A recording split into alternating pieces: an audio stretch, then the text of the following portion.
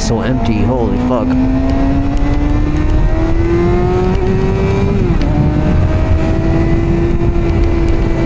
Alright.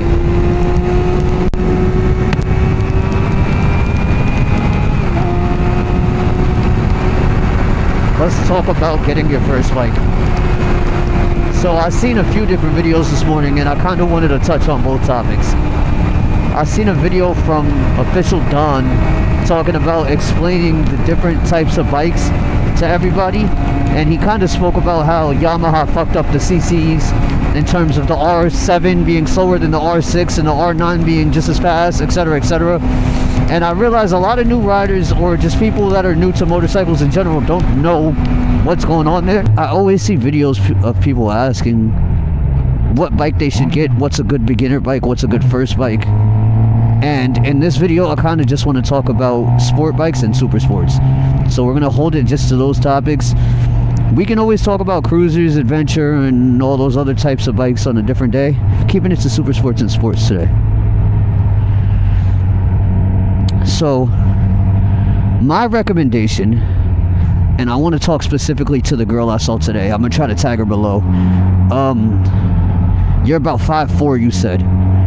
I would suggest get a used Ninja 400 as your first bike. Ninja 400, one, it's a great beginner bike.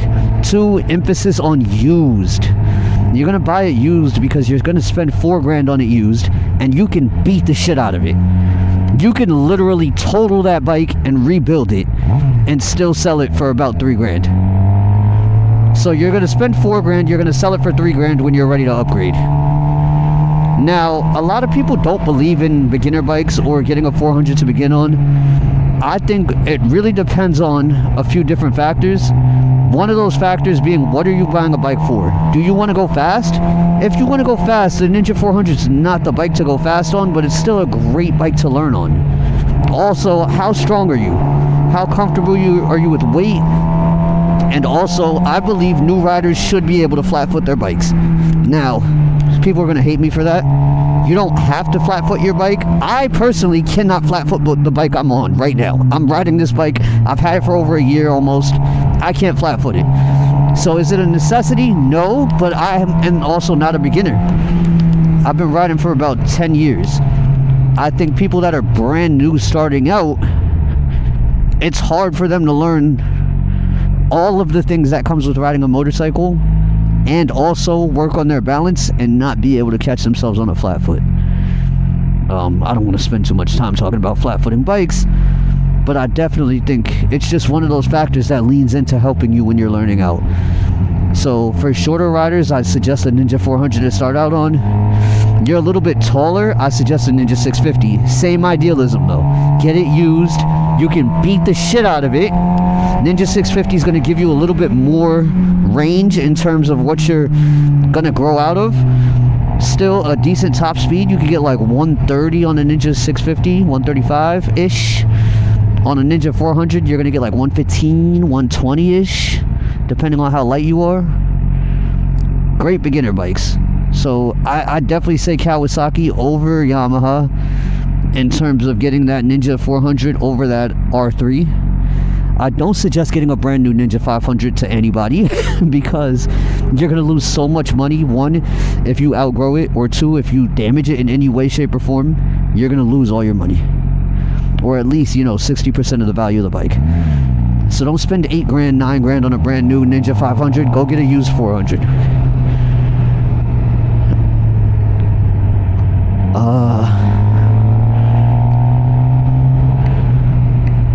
I want to say thanks for coming to my TED Talk here, but I feel like I'm missing a point. So, I saw a video from a creator this morning, and I'm going to try to tag her below, asking what bike should she start out on. Now, I've had this question asked to me a lot over the 10 years I've been riding, and by a bunch of different people with a bunch of different intentions. So, my rule of thumb for a while has been about 5'5", 5'6". Anybody 5'6" or taller, I tell them get a Ninja 650. Anybody about 5'5" or shorter, I tell them get a Ninja 400. Either way, I think you should get that beginner Ninja bike used. That'll give you the opportunity to beat the shit out of it. It'll give you the opportunity to learn on it. It'll give you the opportunity to drop it and still be able to retain a great amount of your value. You're gonna spend about $4,000 on a used Ninja 400.